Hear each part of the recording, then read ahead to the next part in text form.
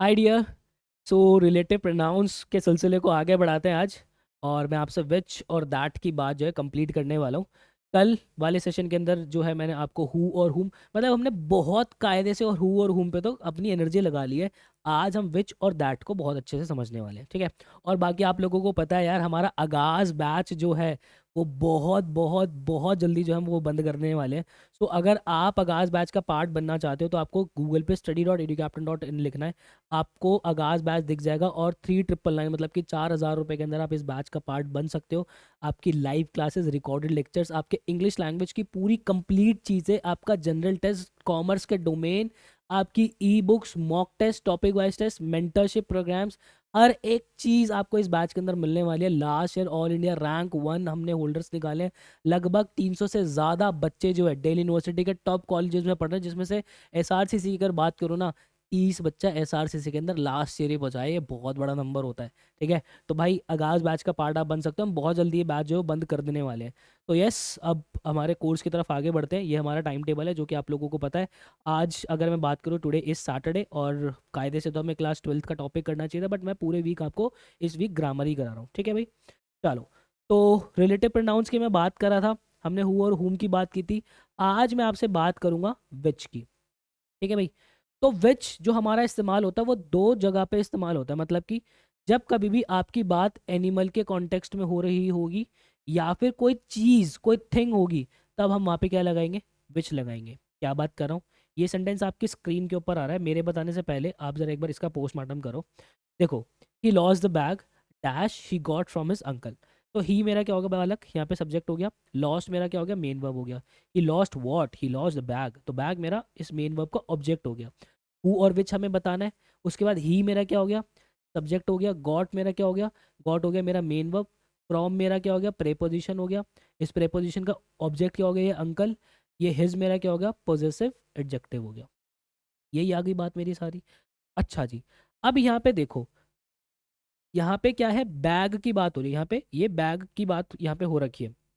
अगर आप यहाँ पे कायदे से देखोगे तो ये जो पूरी चीज है, ही लॉस द बैग या dash he got from his uncle, ये पूरी बात जो है ये एक्चुअल में इस बैग को और क्वालिफाई कर रही है ना, इस बैग की विशेषता और बता रही है ना। तो ये पूरी बात मेरा क्या है? एडजेक्टिव क्लॉज है भाई, ठीक है। बात है समझ में। और क्योंकि यहाँ पे ये कोई ऑब्जेक्ट है, ये कोई थिंग है, तो यहाँ पर मैं हु नहीं लगाऊंगा, यहाँ पर मैं विच लगाऊंगा। He lost the bag which he got from his uncle. अब यहाँ पे जो विच है ये मेरा एज अ प्रोनाउन भी काम कर रहा है, ठीक है, और एज अ कंजंक्शन भी काम कर रहा है, ठीक है। जैसे कि यहाँ पे अगर आप देखोगे, he got the bag from his uncle, तो यहाँ पे ये मेरा ऑब्जेक्ट लॉस है ना, तो ये ऑब्जेक्ट मेरा यहाँ पे विच ही बना है, और विच मेरा सब्जेक्ट ऑब्जेक्ट दोनों बन सकता है। बात है समझ में। जैसे कि हु मेरा सब्जेक्ट बन सकता है, हुम मेरा जो है ऑब्जेक्ट बन सकता है, मेरा विच सब्जेक्ट ऑब्जेक्ट दोनों बन सकता है। बात है समझ में। तो कोई लफड़ा ही नहीं है, हमें तो क्या देखना है? बस थिंग देखना है, एनिमल देखना है। कोई थिंग है या फिर एनिमल है तब विच लगा देंगे। सिंपल सी बात है, इसकी कोई कठिन बात है ही नहीं।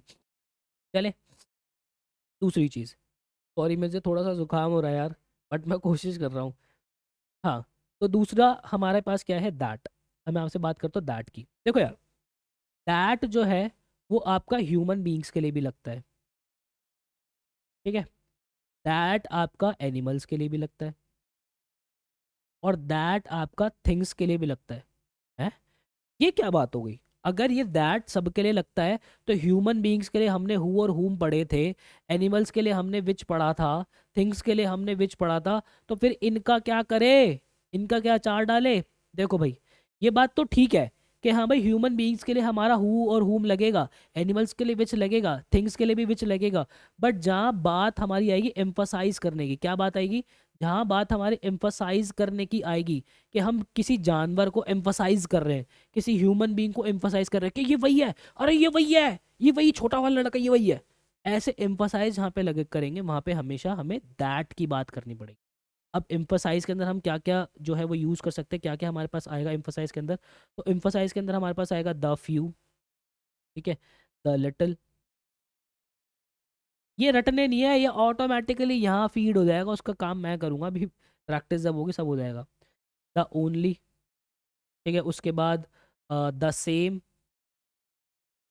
और द के साथ कोई सुपरलेटिव डिग्री लगी हो, जैसे कि ही इज़ द टॉलेस्ट, है ना, एम्फोसाइज कर दो he is the tallest, he is the shortest, ऐसे वाला।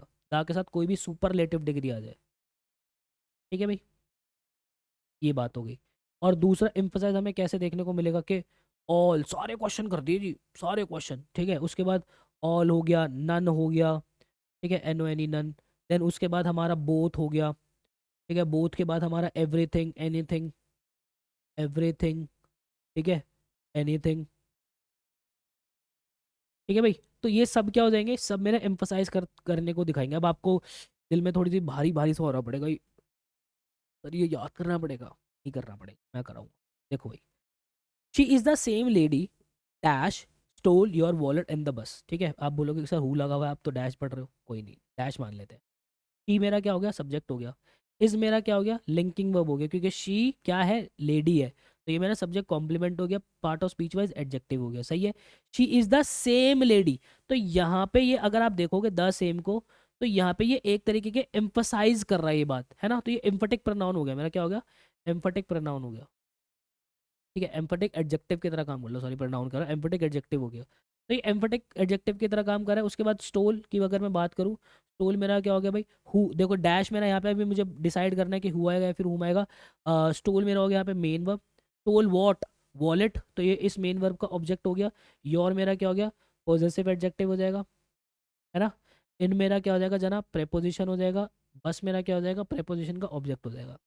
अब एक बात बताओ, यहाँ पे मैंने देखा कि वही सेम लेडी है। लेडी को देख के बच्चे जो है ना, लेडी को देख लेते हैं और यहाँ पे हु करके टिक करके नो एरर करके आगे बढ़ जाते हैं। बट जहाँ भी एम्फोसाइज हो रहा होगा, यहाँ पे हमारा हु नहीं आना, वहाँ पे हमारा दैट आना है। Is the same lady that stole your wallet in the bus. बात है समझ में, कोई दिक्कत?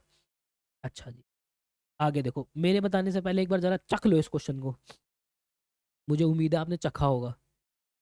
दे stole the little money which he had saved for his daughter's marriage, तो दे मेरा क्या हो गया, सब्जेक्ट। उन्होंने वो पैसा चुरा लिया जो उसने अपनी वो कुछ पैसा, जो वो थोड़ा पैसा जो उसने बच्चे की, अपनी बेटी की शादी के लिए बचाया हुआ था, वो चुरा लिया, है ना। टोल मेरा क्या हो जाएगा, मेन वर्ब। क्या चुराया, मनी चुराई है भाई, तो मनी मेरा क्या हो गया, ऑब्जेक्ट हो गया। लिटिल मेरा क्या हो गया, यहाँ पे लिटिल आप कायदे से देखोगे तो क्वांटिटेटिव एडजेक्टिव हो गया। क्वांटिटेटिव के अंदर भी मेरा क्या हो जाएगा, ऑर्डिनल एडजेक्टिव हो गया, ठीक है। तो क्वांटिटेटिव एडजेक्टिव हो गया भाई मेरे ये। विच को हम देखेंगे कि विच आएगा क्या आएगा, उसको हम आगे देखेंगे। ही मेरा क्या हो गया, सब्जेक्ट हो गया। हैड मेरा क्या हो गया भाई, which he had, helping verb. Saved मेरा क्या हो गया, मेन वर्ब हो गया। Which he had saved, for मेरा क्या हो गया, प्रेपोजिशन। फिर उसके बाद प्रेपोजिशन का ऑब्जेक्ट क्या हो गया, मैरिज हो गया। डॉटर मेरा क्या हो गया, पॉजेसिव केस ऑफ नाउन हो गया, है ना, possessive case of noun. Is मेरा क्या हो गया, पॉजेसिव एडजेक्टिव हो गया, ठीक है लाला। अब देखो यहाँ पे, दे स्टोल द लिटिल मनी, अब यहाँ पे मनी को एम्फोसाइज कर दे कि वो थोड़ा पैसा जो था, तो यहाँ पे मेरा विच नहीं आएगा, यहाँ पे मेरा दैट आएगा। बात है समझ में। They stole the little money that he had saved for his daughter money. अब देखो, यहाँ पे, यहाँ से अगर मैं इसको यहाँ तक पढूं, तो ये पूरा क्या है, इस मनी को जो है, ये और ज़्यादा क्वालिफाई कर रहा है, और ज़्यादा बता रहा है। ये ऑब्जेक्ट है, पार्ट ऑफ स्पीच वाइज क्या है, नाउन है, तो इसको क्वालिफाई क्या करेगा, एडजेक्टिव। और इस एडजेक्टिव के अंदर सब्जेक्ट और मेन वर्ब दोनों ही है, तो ये मेरा क्या है, एडजेक्टिव क्लॉज है। ढंग से समझ लेना इस बात को। यहाँ आपके पेपर के अंदर क्लॉजेस से क्वेश्चन बनते हैं, तभी मैं बार बार हर क्वेश्चन के अंदर क्लॉज क्लॉज निकालने आपको सिखा रहा हूँ। कौन सा क्लॉज है वो भी निकालना सिखा रहा हूँ। मैक्सिमम क्वेश्चंस एडजेक्टिव क्लॉज से ही बनते हैं आप लोगों के, क्योंकि बात एडजेक्टिव्स की हो रही होती है। बट ऐसा नहीं है कि एडवर्बियल क्लॉज भूल जाओ, वो भी करा रखा है मैंने आप लोगों को, ठीक है। तो ठीक है, क्वेश्चन कैसे देगा, सेंटेंस दे देगा, उसके अंदर चार ऑप्शन दे देगा, बोलेगा इसके अंदर चार ऑप्शन में से कौन सा एडजेक्टिव क्लॉज है, वो बताना पड़ेगा आपको, ठीक है। लास्ट ईयर आए हैं ऐसे question. Sachin is the best batsman which has ever played on this ground. यहाँ पे सचिन क्या हो गया लाला, सचिन हो गया अपना subject. Is the best Batman, है ना, तो इज मेरा क्या हो गया, लिंकिंग वर्ब। क्या है वो, बैट्समैन है, तो ये मेरा सब्जेक्ट कॉम्प्लीमेंट हो गया। पार्ट ऑफ स्पीच वाइज क्या है, एडजेक्टिव है ना। हमारे सब्जेक्ट कॉम्प्लीमेंट एडजेक्टिव बन सकते हैं। द बेस्ट मेरा क्या हो गया, यहाँ पे उसकी क्वालिटी बता रहा है, तो क्वालिटेटिव एडजेक्टिव हो जाएगा, ठीक है। विच वगैरह देखेंगे। हैज़ मेरा क्या हो गया, अभी हेल्पिंग वर्ब हो गया। एज प्लेड, अब प्लेड मेरा क्या हो गया, मेन वर्ब हो गया, है ना। अब उसके बाद एवर, एवर मेरा क्या है, एवर हो गया। देखो मेरा, आप यहाँ पे दो समझ सकते हो, एडवर्ब ऑफ टाइम भी लगा सकते हो, ठीक है, एडवर्ब ऑफ टाइम भी ठीक है। और एडवर्ब ऑफ फ्रीक्वेंसी भी ठीक है आपका। ठीक है भाई, दोनों एडवर्ब बन जाएगा ये। ऑन मेरा क्या हो जाएगा, प्रेपोजिशन। ग्राउंड मेरा क्या हो जाएगा, प्रेपोजिशन का ऑब्जेक्ट। दिस मेरा क्या हो जाएगा यहाँ पे, डिमॉन्स्ट्रेटिव एडजेक्टिव हो जाएगा। ठीक है भाई। अच्छा, अब यहाँ पे देखो क्या बात हो रही है।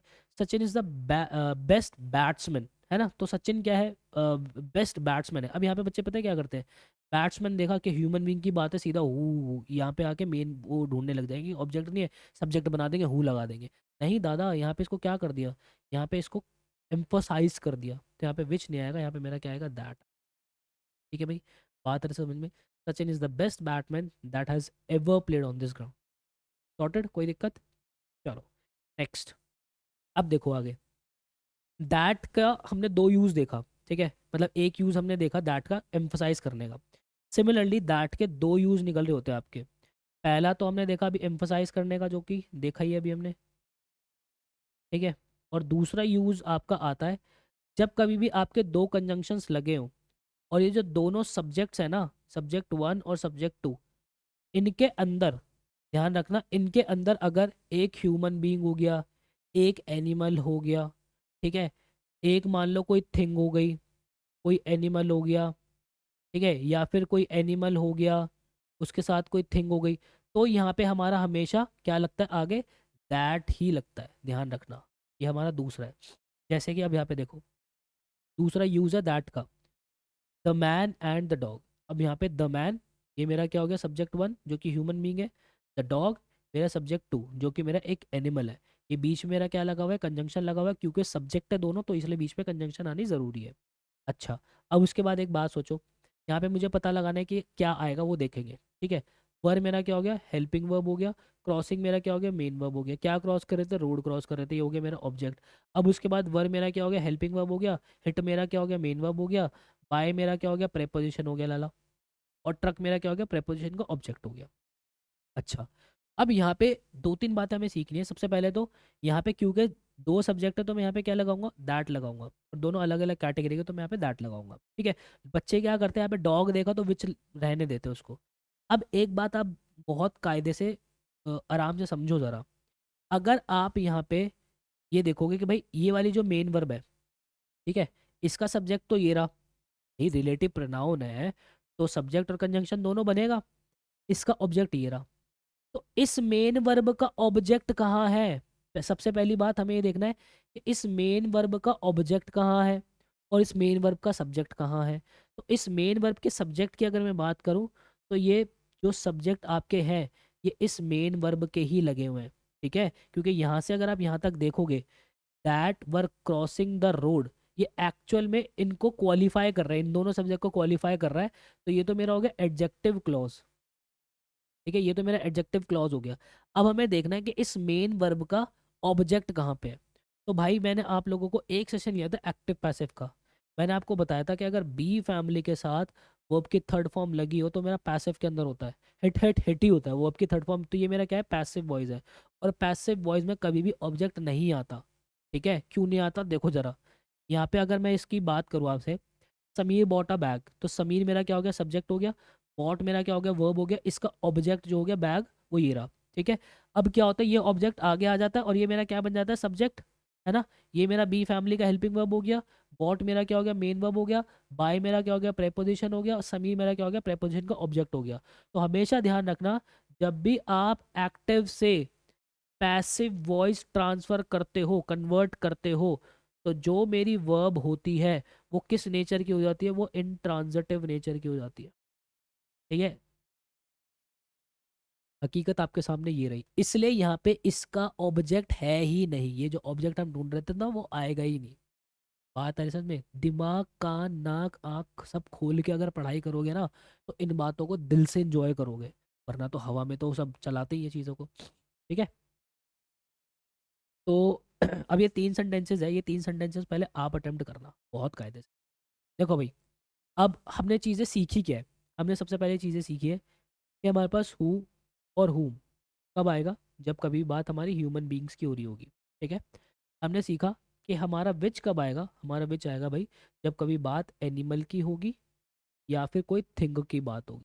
ठीक है, हमने उसके बाद फिर दैट का इस्तेमाल देखा कि दैट का पहला इस्तेमाल है जब चीज़ों पे एम्फसाइज किया जाएगा, ठीक है। और दूसरा हमने यूज़ देखा कि जब कोई कॉम्बो दिया हो, है ना, कॉम्बो दिया हो मतलब कि ह्यूमन बीइंग्स के साथ एनिमल आ गए, इस तरीके का कोई कॉम्बो दिया हो तो हम दैट का इस्तेमाल करेंगे।